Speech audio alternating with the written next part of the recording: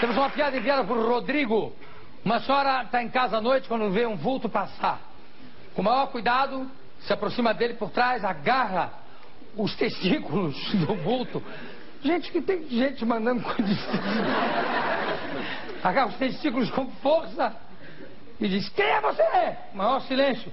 Ela aperta com mais força: quem é você? O vulto não responde. Aí ela fica doida, aperta, quase esmigada. Quem é você? Aí sai aquela voz sofrida assim: João? Que João? O mundo.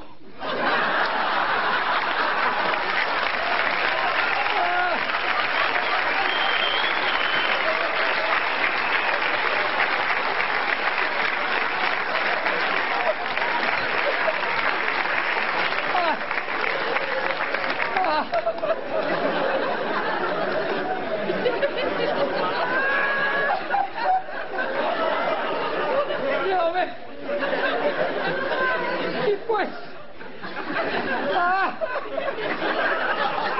Isso me lembra.